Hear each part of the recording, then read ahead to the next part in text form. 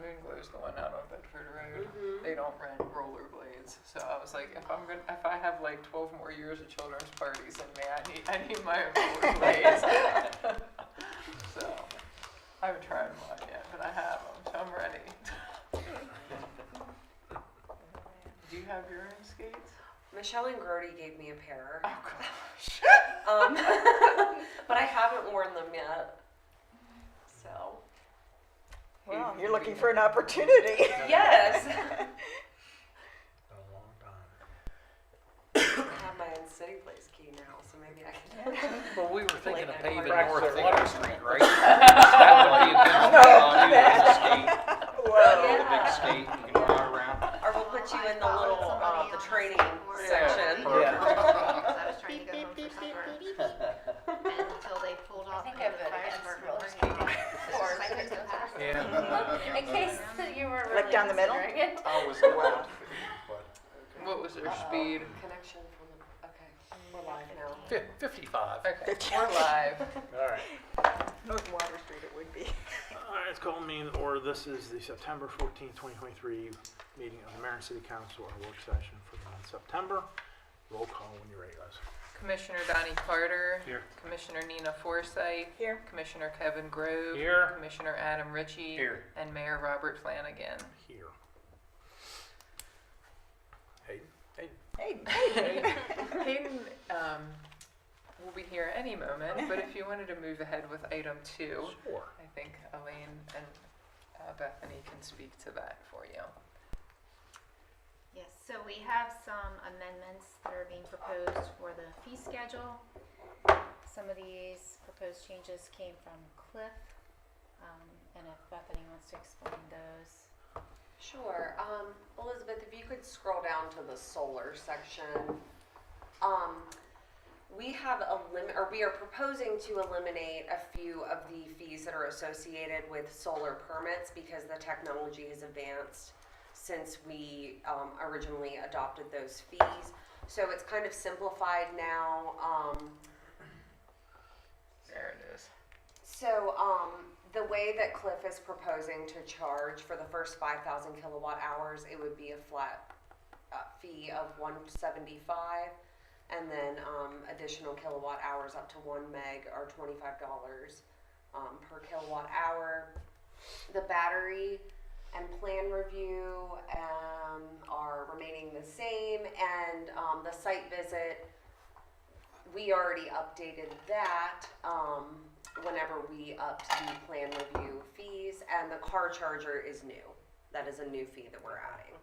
So there were several other, like, we had fees for inverters and all kinds of things, and all that technology is just built into the systems now rather than being. So this is upon installation, when a house gets solar panels correct.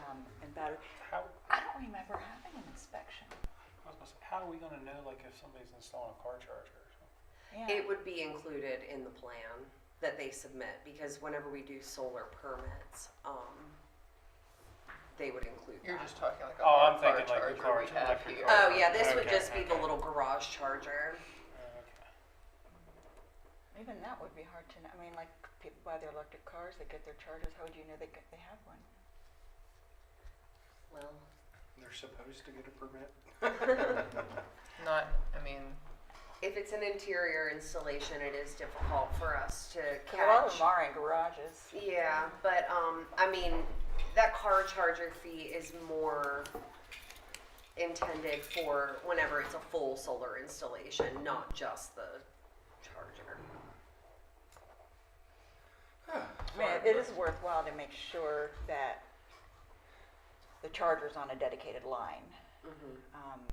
Other than that, really not much involved. It's supposed to be separate from the rest of the house. Yeah.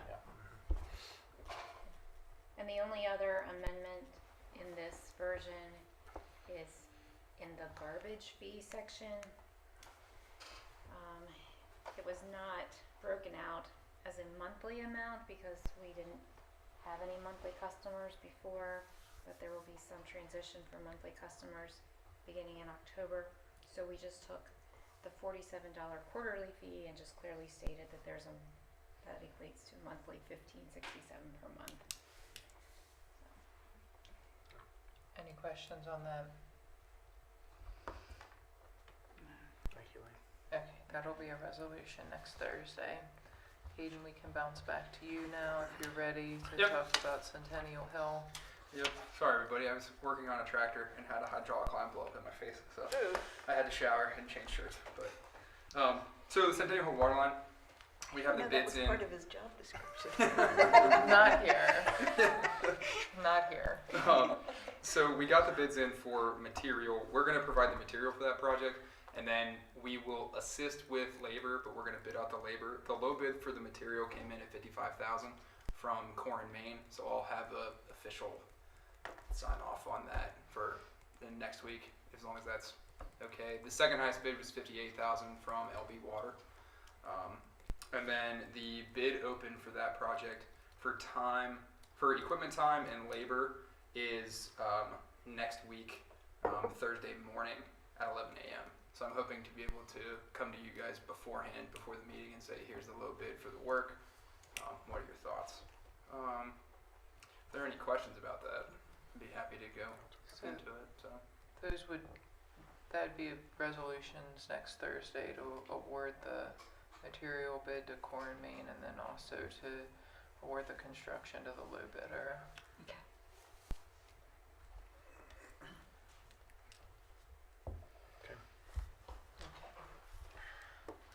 The next one, Elaine has a little bit of this is a less fun one.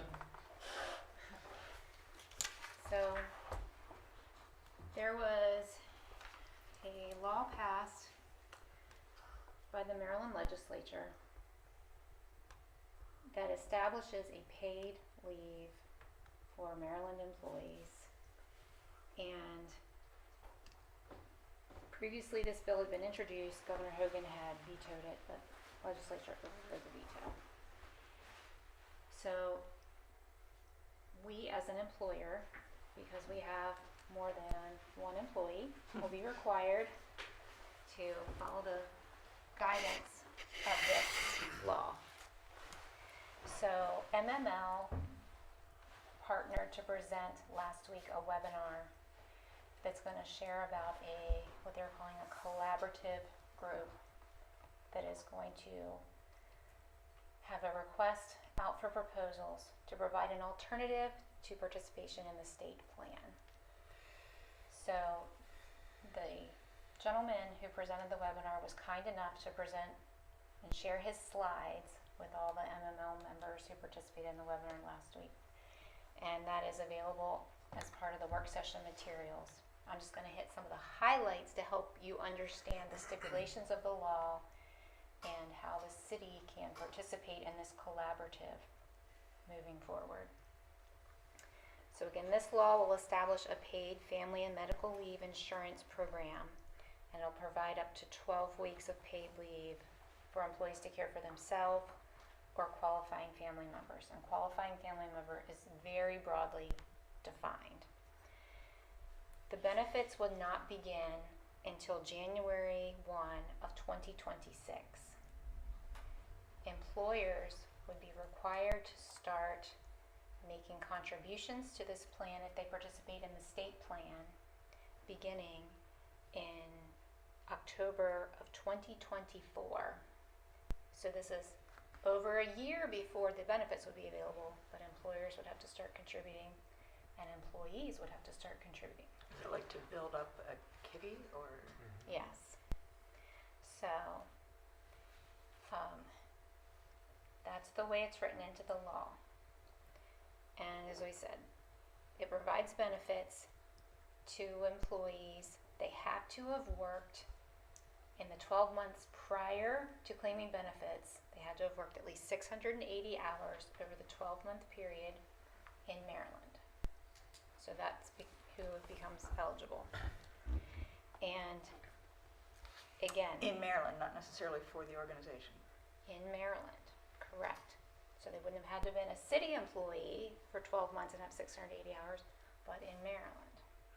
So it's very broad.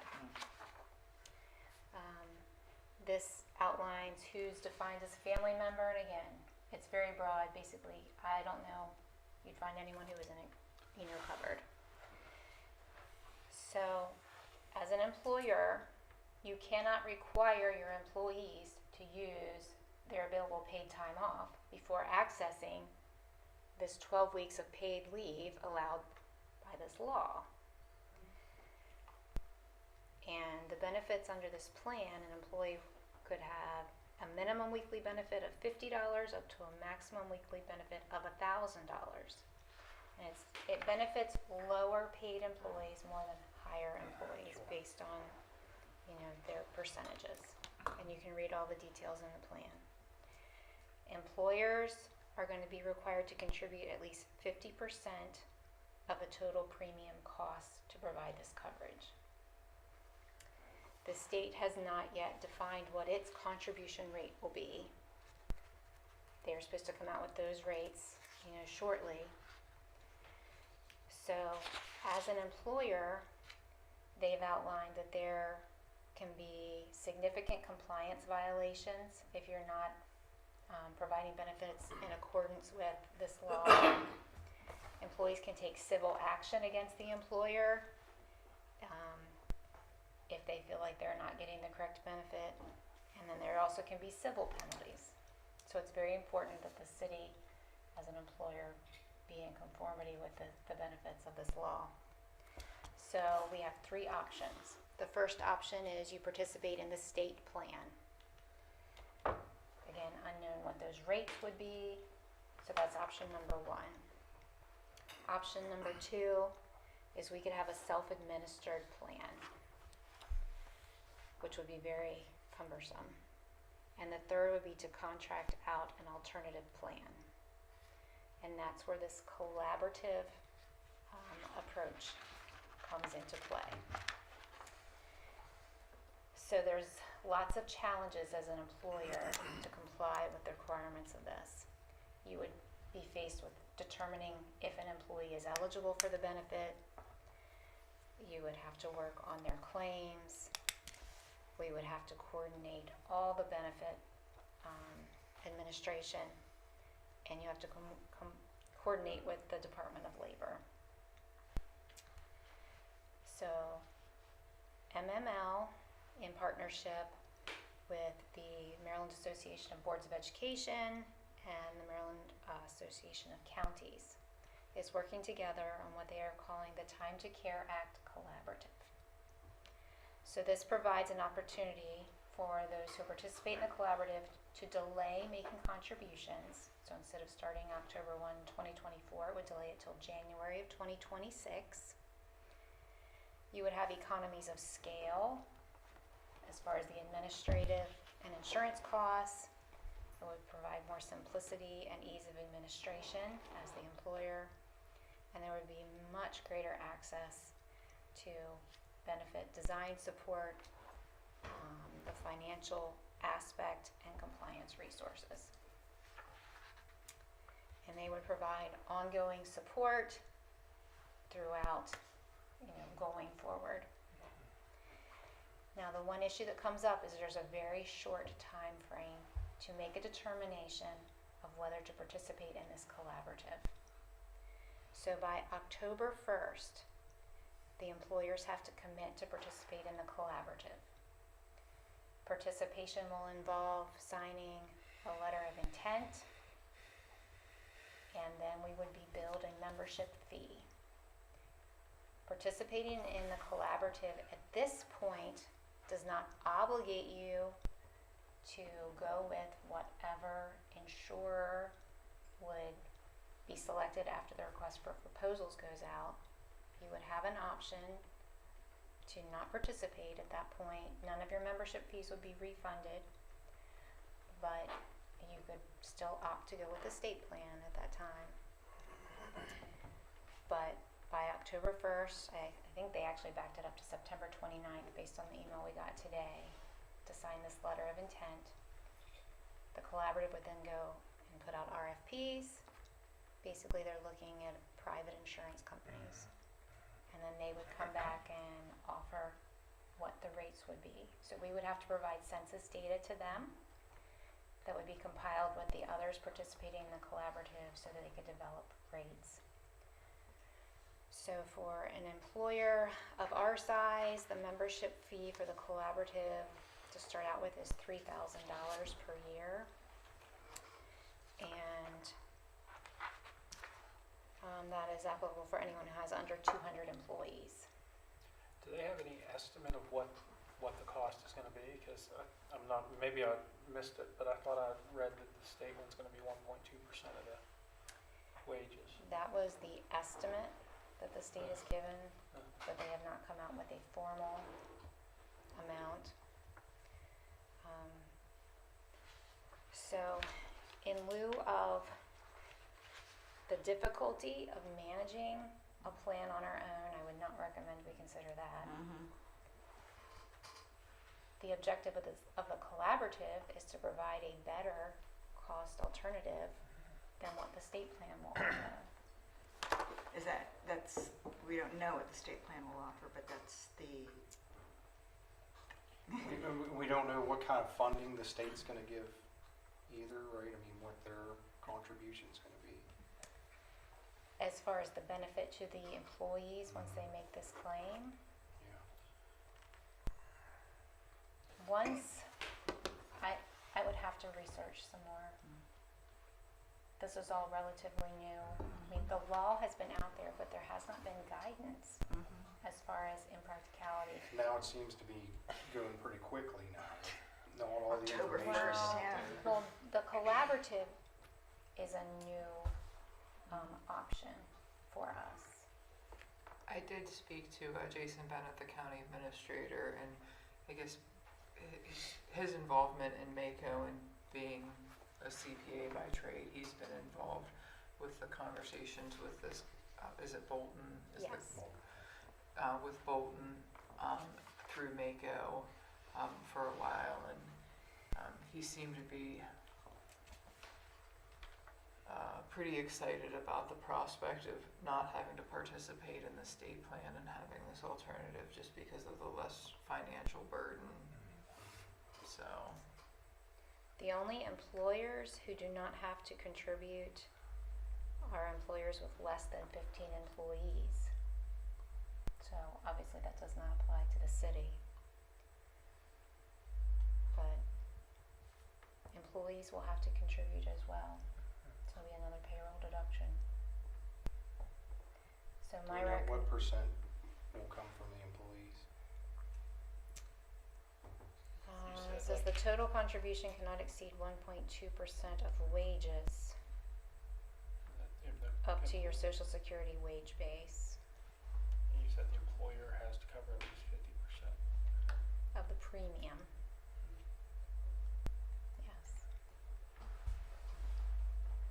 So based on Elizabeth's discussions with Jason Bennett at the county and my impression from the webinar last week, my recommendation would be that the mayor and council approve participating in the collaborative.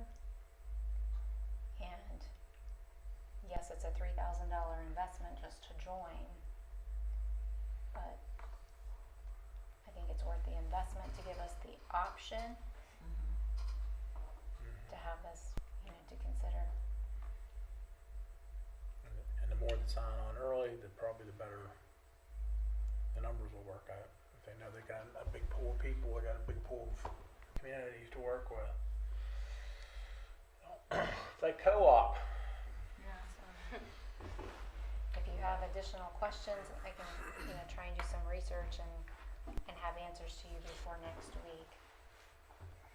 when you have a larger pool, the more bargaining power you have too with the private. Because they're gonna go shopping every year.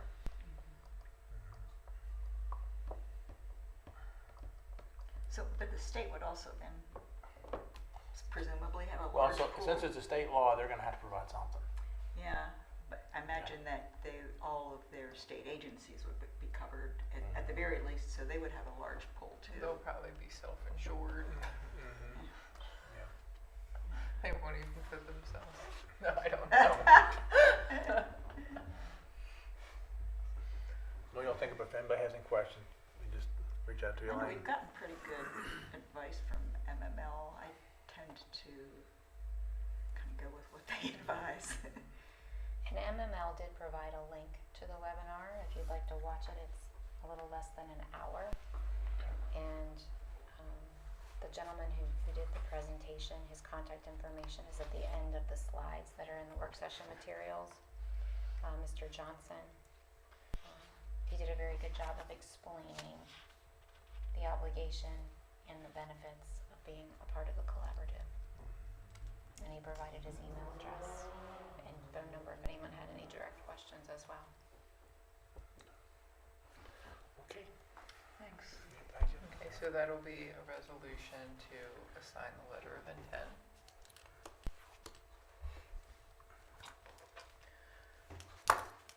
Chief Costello, are you ready for this? Yes, ma'am. Good evening, Mayor, Commissioners. So I really just have a brief factual update on the parking meters. As you know, they are having some difficulties with their functionality, so the police department has been working to get quotes on replacement meter components. Corporal McCarty and Sergeant Mulaney have worked diligently to do that. They've gotten with the parking meter company. We had hoped to have some solid information today, but it's not here yet. They have done their part, the police department's done its part, but we don't have really solid figures. Very preliminarily, to replace just the interior components of the meter, where like the coins go and that, would be about $25,000 for 90 meters. The exterior of the meters, the housing, several of the meters, quite a few really, due to salt and deterioration over time, are kind of falling apart like when you open the lid. So there would be some significant cost to replacing those in the future. You know, maybe $400 a meter for the outside parts. So we're getting some solid data down the road, or solid quotes, solid figures, but that is pending, unfortunately. We, the police department has no real special interest in the meters. We find in the enforcement, we get torn in between some pretty strong feelings. I mean, some people are very much about enforcement of the meters. Some businesses and folks don't want it at all, and everything in between. And we're just here to serve at the mayor and council's desire and what the public wants, and to enforce the law, but we're certainly open to what direction you want your employees to go with. So Elizabeth and I talked a little bit before the meeting, and we would probably ask you to, maybe if you want to let us know, or as the mayor and council, like, we want parking meters like they've been, figure out the prices, we'll make it work, or do you want city staff to explore limiting meters to certain areas, reducing the number of them? I mean, there are all sorts of options. Some towns and cities have gotten rid of meters, some have gone to kiosks, some meter certain high traffic areas or high congestion areas. We find in enforcing certain areas like up around the Princess and the Gunner, they tend to be very busy. The parking lots are very busy, but other parts this is all during regular business hours, during enforcement times. You know, it's not as busy on the eastern part of the business district. So we can certainly provide data, observations, we can get quotes, we can get figures, we can give you information about what feedback we get. I personally think a lot of the meter thing is more of an economic and community development issue. I mean, the police are on the ground to get the enforcement, get the feedback, but unless you have strong feelings, we would just maybe ask for your direction now or in the future as to what you'd like us really to come back to you and present you with. Yeah, I spoke with Nick just a little bit ago, and anybody who's ever been to Bedford, they've eliminated all their meters, but they still have enforcement of parking. And I suggested that maybe Nick go to Bedford, speak with the Bedford City Police, and see how they enforce without any meters. But they definitely enforce it up there, and they don't seem to have a lot of trouble. Yeah, that'd be interesting because, man, if it costs that much just to maintain the meters, I mean, are we even breaking even? Yeah, it would take years. Elkins had them in 19, Elkins took them out in 20. Is that right? Yeah, it's interesting. 20. I mean, just from limited data, it seems like that's a bit of a trend. There has to be a way to stop abuse. People just sleep in their cars. Right. I All mean, you day can't be long. walking around Yeah. talking tires. Not Yeah. knock block anyway. Yeah. Yeah. But I would, unless you have strong feelings, I would suggest maybe if you could ask city staff, and certainly we'll do anything we can at the police department to research some, find out how it affects maybe the economic components of our city businesses, what the businesses want, and what we can do to prevent abuse and that sort of thing. Whatever route we go, and then we just be keeping the meters how they are. If we were to decide to, if the decision was made to get rid of the meters, would you want to keep the posts for decorating and flagpole Yes, holding? In Bedford, No. the posts are still there and they got little horse heads Horse on heads them. on them, yeah. Horse heads? Uh-huh. Yeah, I don't know why they use that, but For historic Bedford. but they still did leave the post. Some cities have done decorative tops, just a ball or something, maybe kind of classic, but it would be helpful to us to control parking for special events like the block party, Yeah, Derby Day, those sorts of things. But funerals down at the, yeah, Catholic I mean, church. you can do other things with cones that are more intensive, but they're good for us. They're good for that. Lollipops. We really, we have kind of a limited Well, role. there's that Christmas thing we do. Yeah. Okay, because on an aside, I'm trying to get Votech to manufacture new flagpole brackets for us because they're ridiculously expensive to purchase, and there's only one company that makes them, and nobody has enough. It's a whole thing. So I think Votech's going to make new flagpole holders for us, but I didn't want to proceed with that if you were Get thinking rid of the about posts, getting yeah. rid of the poles. But is there general consensus? We keep the poles. We paint and keep the poles. Yeah, I think so. Donnie's No, Donnie dissenting. doesn't. There's just so many narrow sidewalks that the poles are just in the way. I Mm. mean, that's the problem. Maybe look at selective removal in some of the tighter areas. But people are already running out of meters to decorate their Christmas, so everybody wants a meter. Maybe we can just You leave, can't tell, we I'll can leave leave it a with pole somebody there, today, and you so. can put a Yeah, pole right. back Put 'em back in. Exactly. for Yeah. Christmas time. We and can take leave it a, back leave a out. socket. Yeah, Yeah, Put a cap in you it. can Right. do that. just cap them off. Yeah. Yeah. Yeah, that's an idea. And bring them out when we needed them. Bring out your Because posts. some towns mount their flags to the lamppost instead. I think they're smaller flags, not the giant ones we use. Well, and we're already doing a lot of things, like we have the military The banners. banners on our, to add a Yeah, flag that'll to get it. Yeah, it'll be a little full. Okay, good point. Or, I'm sure Bedford probably didn't scrap them all when they took them out. They probably took them out and to see if they could work an alternate plan. Yeah, I'd I- be curious just to see how that's working. Yeah. with them, Yeah. too, if you can Yeah. But I mean, it's been that way for years, so. Yeah. But I was surprised that the Elkins probably had at least as many as we. Maybe Yeah, maybe we downtown. can buy their surplus parking meters. Elkins had meters cabinet went back to probably before you started. They had the The little round-headed ones. Yeah. Yeah. So yeah, let's dispatch Nick. Sounds But I would think that, well, Reconnaissance. at least Yes, talk to them and yes, see, I like Yeah. it. just see what Yeah. they do, how they go about it. Yeah, I think and really this is probably a little deeper than we initially intended because we hope to have the quotes back and maybe some time to reflect, but I think it would be wise to have more data. How are these other towns and cities, how's it going, Yeah, we wanna know what or our how might it options work for us? What are those kiosks? What do they run? Oh, Do we have any idea? I mean, I think if you check, they're very I expensive. think John priced one a few years ago. It's like, 16,000. 16. And that was 17,000. back in like 17, 18, last time I went online and looked. Because Duncan has a derivative of those. If you wanted to do it all and, do credit card, the whole bet, it's probably 20 at least by, I think by it's, now. most people just use the app on their phone. Mm-hmm. Yeah. Let's see, there are some cities I've been to that don't even have the kiosks. It's just, you either have it on your phone or you're not parking. Yeah. Wow. Which, Rob would be out of luck. And I did tell Nick, it is expensive to replace the meters and just the guts, as Yeah. we refer to it as, but this would probably be the last time because I think in another 20 years, Change is obsolete. something like that. I'm hanging So, on my neck.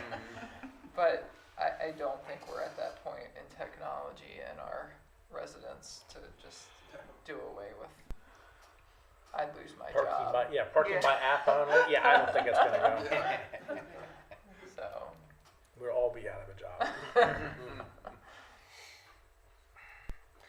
Can you get us do a little research for Yes, us, sir. give us something back? Yep. And then whatever you think, you're gonna what actual numbers within reasonable guesstimating, and then we will discuss further. Yes, sir. So, I Sounds mean, good. like I say, Glad to. Elkins is, it was weird, because when I was there in 19, they actually had a designated parking person on their staff. Mhm. And because they put calendars out, and just happens that back at the train station where I was, their new calendar didn't show a dedicated parking person anymore, and that had become a police officer. So, I don't know, be interested to see what they're doing. Yes, sir. Okay, thank you, Nick. Yes, sir. Thank you all. okay. yeah. So I guess if that's something we want to consider, we could potentially, quickly knock out the project by using some of our remaining ARPA funds. Okay. If that's something, we can talk about that when we get some more information about funding. So the Child Care Center, as you guys know, there was, between what we estimated the construction to cost and what the bids came in at, we had a funding gap of $571,000. We got with CDBG to request more funding in the amount of $450 for their cap of $800 towards a single project. They came back with $225 and ARC funding another $225 with us funding the remainder. A suggestion of that. Yeah, sorry, a suggestion. Okay. We looked into the ARC funding, and if we went down that route, we probably wouldn't get awarded until January, which is not on our side for a timeline with putting the Early Head Start program into a home, essentially. So Elizabeth talked with the county verbally. They were agreeable to giving us $50,000 towards the project. And we met with CDBG and took the $50,000 off of our request for $400,000. If they come back with just the $225 that they were seemingly agreeable to, that would put us at an additional $296,000 to cover for the construction, which puts our total contribution to the project at $415,000.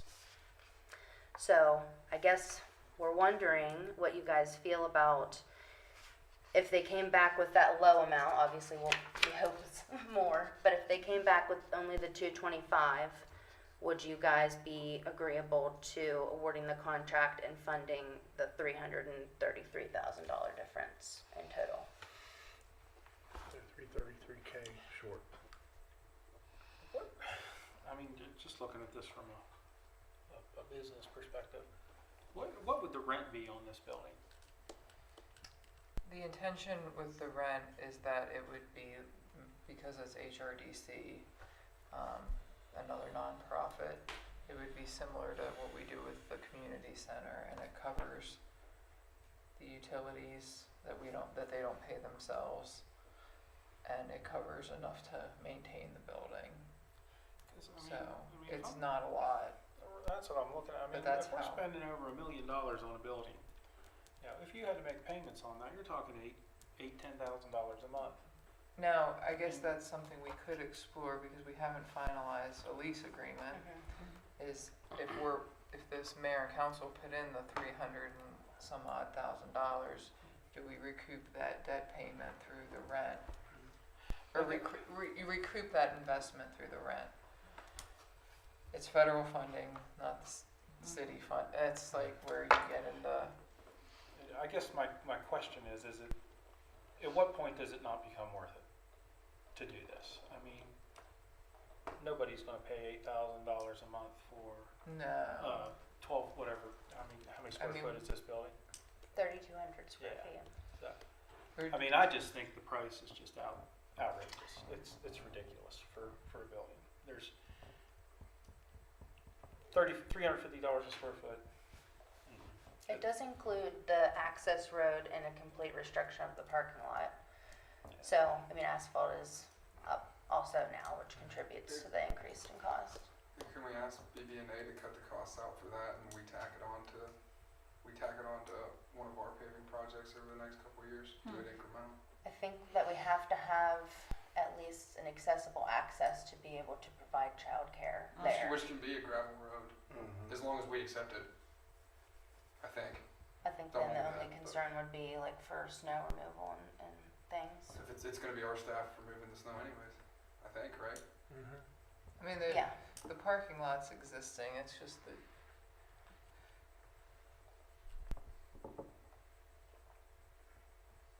yeah, we could look at potentially taking that out. We've Cause already, that's probably $150,000 worth of asphalt. and we I could guess. take out, we haven't taken out, but we could take out cons. the communicate, like the wiring and the key card stuff, because that, in the experience we had here, it's much cheaper to just, Do a hard key.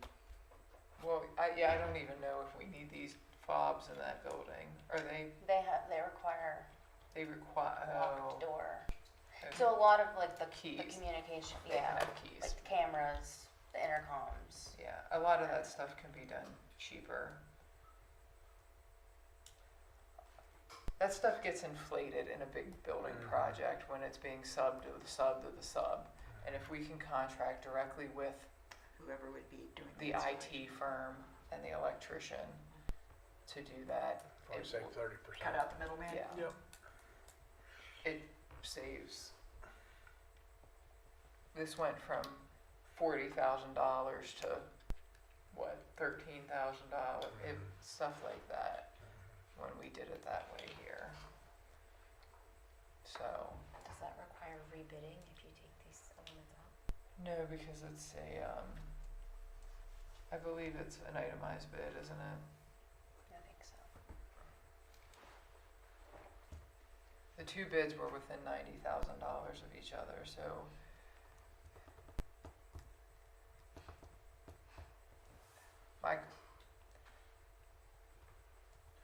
In learning what we've learned since we built this building,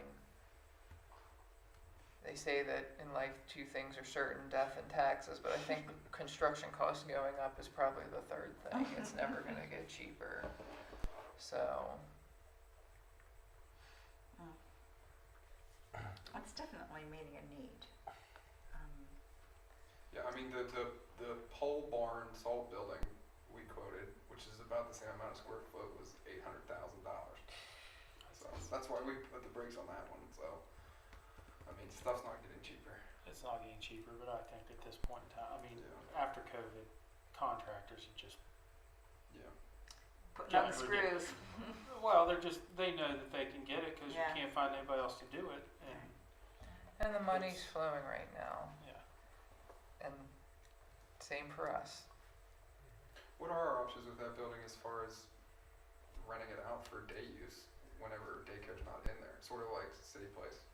They're in there. They're in there. Oh, like all year? Yeah, so the early Head Start will be in there all year, and then we'll be in there for the summer with our day camp, and Head Start will be in there the remainder of the year. Okay. So it'll be in use 100% of the year. Okay.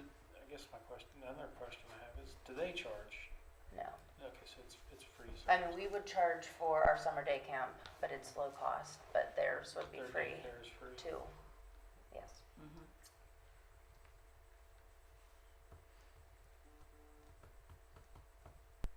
And then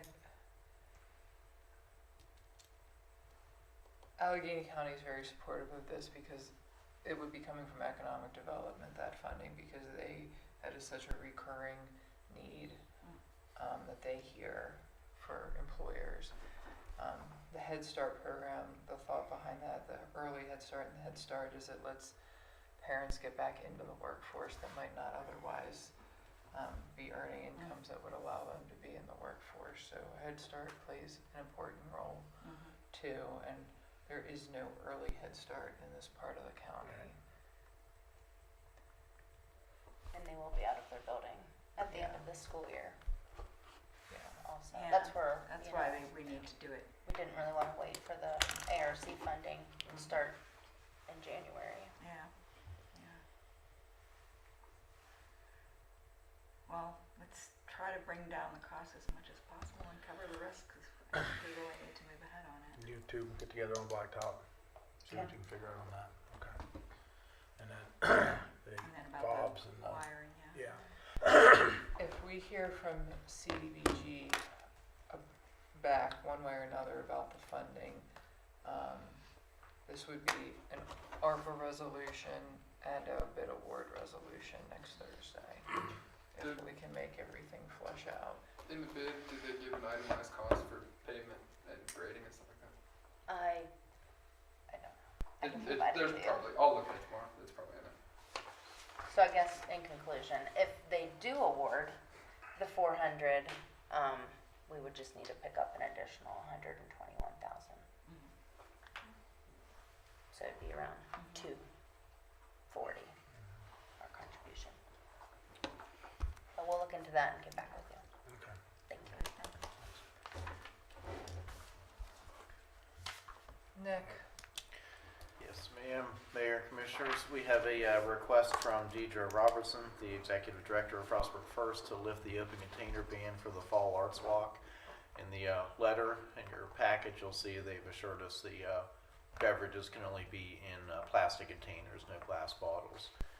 And the date is October 21st. I think originally it was set for September 30th, but the date in the letter is October 21st.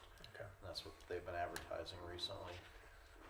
So we've had no problems in the past, very positive event, no issues, so I would recommend your approval of the... That rowdy crowd. Yes.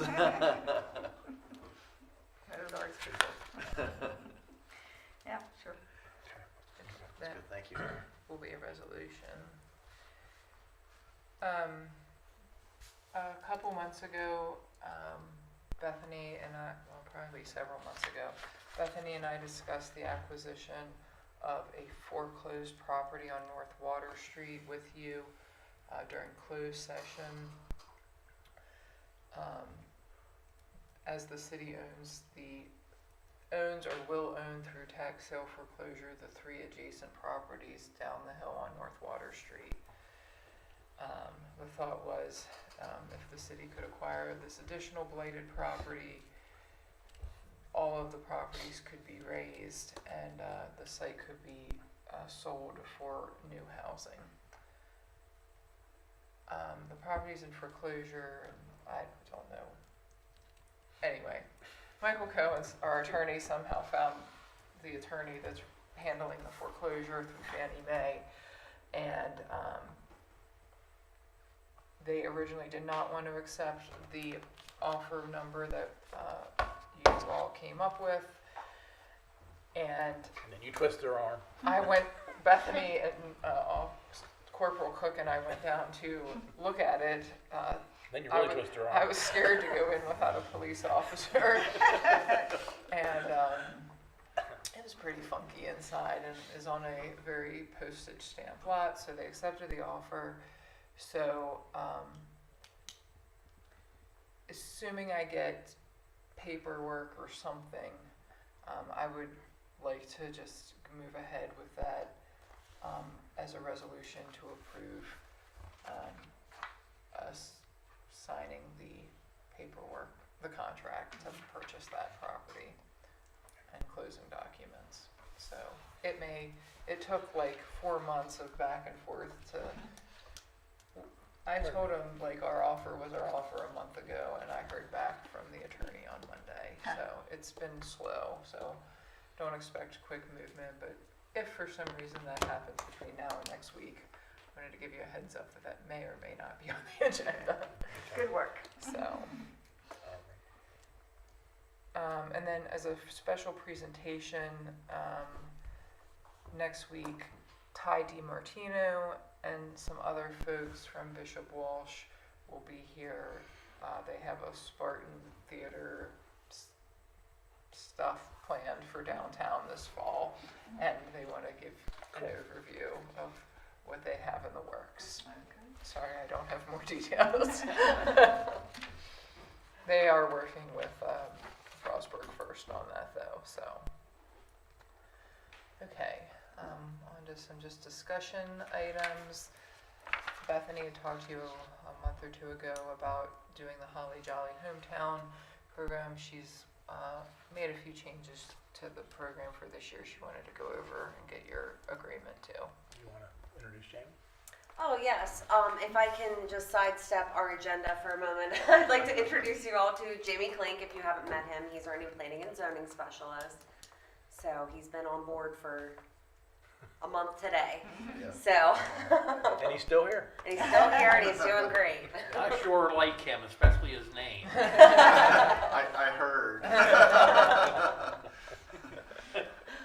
Thank you, Bethany. Go ahead. Sure. So back to Holly Jolly Hometown. So first of all, thank you for agreeing to fund this program for another year. I've made very, very, very minor adjustments to this program. It will be run almost identically to the way it ran last year. I thought it went really smoothly. Elaine was fantastic to work with throughout the process as well. The two changes that I made, we are asking that decor be in place by Thanksgiving Day Good. rather than Small Business Saturday as we required last year. That way we capture, I know it's only 2 days, but it really captures the full holiday season. The other change that I made was that we will be giving priority to first-time applicants. Last year, we were just kind of awarding funding as it came in. This year, I just want to make sure that everybody has an opportunity to apply because there were some last year that we unfortunately did have to turn away. So that was the only other change. And if you have any questions or comments, I'm happy to address that. Good. I think it made the town look very, very good and through TV, but I'd like to keep that going. I think Yes. that was very, very good spirit. So. Okay. Makes you happy to be downtown. Yeah. Thanks, Bethany. Okay. You taking home a vehicle? So, the city has recently allowed, in line with the other public agencies in Allegheny County, take-home vehicles. So, supervisors, sergeant and above in the police department have take-home vehicles. That's not an issue. And the supervisor and maybe one other person in the water and street departments have been taking home utility vehicles. So Nick he has a policy in place for his officers in regards to the use of take-home vehicles.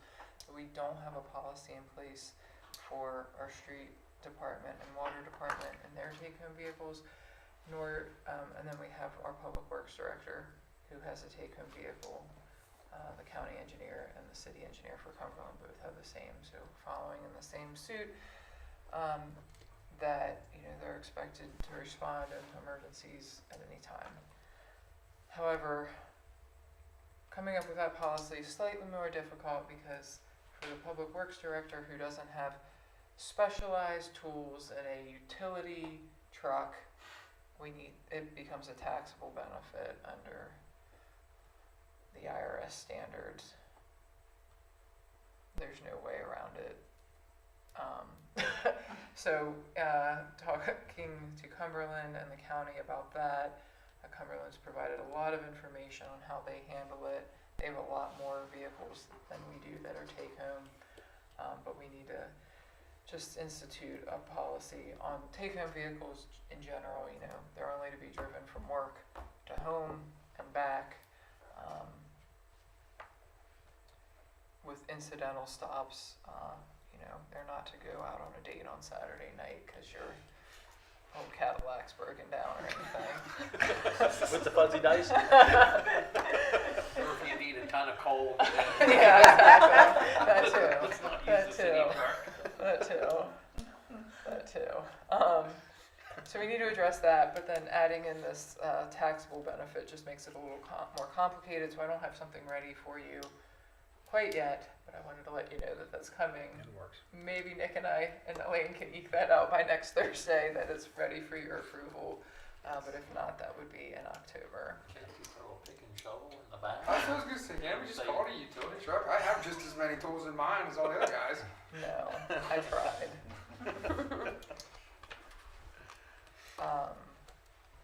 You're not in a unit, it's like a whole bunch of different things. It's unfortunately incredibly strict. My title's too white collar. Exactly. It's very clearly defined in the IRS publications. Yeah, and Nick's provided some attorney guidance from within to another jurisdiction in Maryland and following what the county and Cumberland do. It's a taxable benefit. It's not a huge burden, Right. but it's just, we need to reduce our audit. You know, we don't want anything to come up in the audit, and that's what we need to do. And then second, several months ago, you passed a per diem and mileage policy, and I think this is, the per diem was based on the GSA rates for breakfast, lunch, and dinner while traveling. And even buying a lunch in Frostburg often exceeds the lunch per diem rate. So, and then the hotel situation gets very complicated because every time you go to a conference, the conference hotel costs more than the per diem for the hotel stay. And a lot of times when people are traveling, they might skip lunch, but then they're extra hungry for dinner, and then it exceeds the dinner rate, but they haven't exceeded the total daily rate. So, or you have people that are really hungry and buy 2 meals for dinner in the police department. I told you not to. Not me. So, Brooke. in speaking with Elaine, and Hayden's done some traveling, the police department does a decent amount of traveling for conferences, but kind of everyone. We feel that it's probably in the best interest administratively to get rid of the per diem reference and just have language in there that it's a reasonable expense in line with, you know, The area you're in. and the event. So So Nick can't get the big old tomahawk steak. exactly, with a crab cake on top. Yeah, and lobster tail. Darn it. And then also making a provision in that for as well that kind of exempts like a business lunch. So, you know, if the mayor takes out another mayor or a business prospect to lunch, he's not being like, oh, that's a little too much. Can you go with the chopped steak instead? I'm just gonna send it in tuna fish, but that's all you can have. Man, the meatloaf here is the best. Yeah. And you can only get a small coke. Yeah. You can't have no dessert. Going to Sheets for the 2 hot dogs. For Yeah. I'm really gonna pressure you. $2. Chili's 40 cents extra, so. So yeah, I mean, no one's abusing it, and I think what was a good intention has just made everything more complicated and cumbersome. So to leave the policy in place, but just make modifications to make that reasonable. I don't have them now, but I'll have that language drafted, working with my new policy drafter, Chief Costello, for you next Thursday. Okay. All right. Make her good. So last month you passed a resolution to authorize the mayor to sign both an NDA, a non-disclosure agreement with Optimized Renewables, and also a teaming agreement with Optimized Renewables. The teaming agreement was contingent upon council review. Michael Cohen wasn't overly comfortable doing that, especially knowing that other agreements will follow with Optimized Renewables as this progresses. So Michael Cohen did reach out to the Maryland Municipal League, the Municipal Attorneys Association under MML, and he did get a response and a recommendation. So I have engaged with an attorney, Steve Luttrell with Whiteford, out of Baltimore, and has reviewed the teaming agreement. We're waiting on one clarification from Maryland Energy Administration. The red line version's ready to go to Optimize for them to hopefully execute as they marked it up, and then they're on retainer. They gave us a very discounted rate for retainer, but they are on retainer with the city to review the energy services agreement, anything else that comes down the line for the council to consider. So they've been really quick, very responsive, and there's a team between Steve Luttrell and another gentleman, Craig.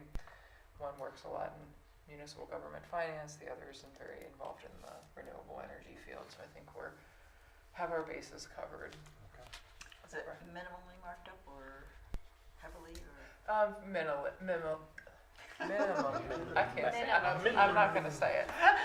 Not a lot. Not a lot. Just a little, not a lot. Most of it was just to include provisions related to the MEA grant agreement. So, and a lot of their questions reflected the questions we had. So that made me feel good too. Yeah, we were on the right track. Okay. The most contentious issue of the year. Yes. Katie, bar the door. Really? Trick or treating. Are you okay No. with doing it on? It's Halloween, I believe, falls on a Tuesday. The parade will be on Monday. Let me just make sure I'm telling you the right dates. Is Yeah, 30th, yeah. the 30th a Monday? Yes, the 30th is a Monday. So my suggestion would be to make Halloween trick or treating on Tuesday the 31st at Yeah. the normal times. That's not good for my kids. Mine either. I've heard this from 10 people. Why are you doing that? I can't make everybody. Yes, let's do that. Is there any, I'm just seeing what's going on with Haskell that night. Okay.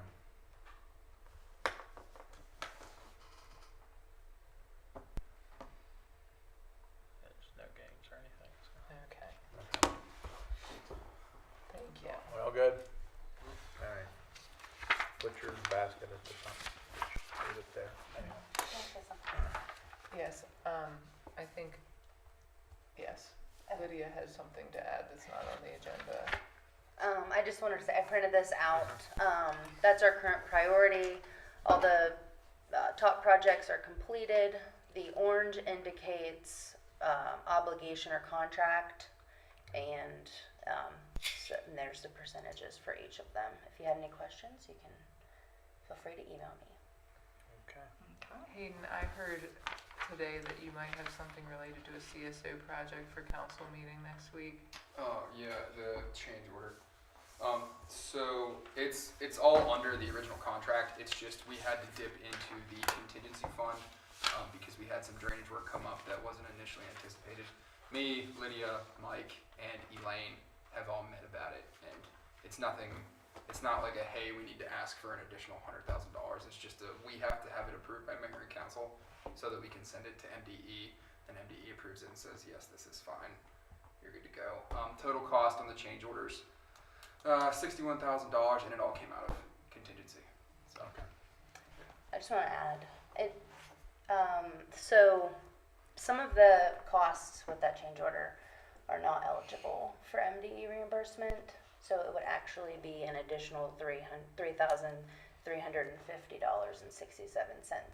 That the comes out city. of our city match, which already happens. Yeah, it does. It comes out of our city match, which is already obligated.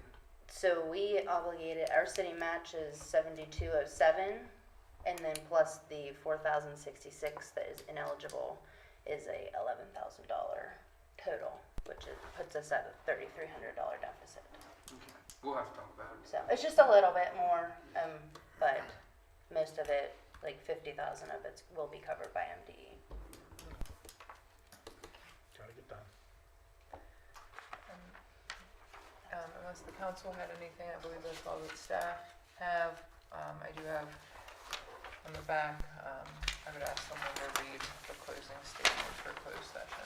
I just want to say, our new hire in the water department starts Monday, Ben Nickel. And then we did have a guy get ready, he accepted the contractual offer tentatively today. So we'll be back in full strength in the water department by the end of next week. Was it Tony? Yeah, it was Tony. Yeah. Very good. Very good. Anybody else have anything? Who'd you hire? Ben Nickel. He was like made for the job. Yeah, right. I had to meet with, I had to tell Mr. Kirby about him because when he met, he was like saying all the things that John used to be like, I just wish these kids would He doesn't smoke, he doesn't drink. He understands the value of the benefits the city provides. Yeah, that's right, yeah. So, All right, Okay. folks. Thank you all for your time and diligence this evening. My Enjoy. and Yeah, Speech Will later. Coburn just got one, he also had hydraulic. Mayor, if you could just have someone read the closing Sure, closing statement. statement. Yeah, this one was like a 1977. On the NDA Code of Maryland, Article 3-305B1, a closed session may be held to discuss the appointment, employment, assignment, promotion, discipline, demotion, removal, resignation, or performance evaluation of appointees, employees, or officials over who the public body has jurisdiction. A closed session is needed to review specific individual employee salary increase proposed. Need a motion and a second to go into closed session. Make a motion. Second. Move to second place. All in favor? Aye. Scoot, scoot, scoot. Thank you all. Have a good Have a evening. lovely evening. Jamie, does that go better than what you're used to? What's that?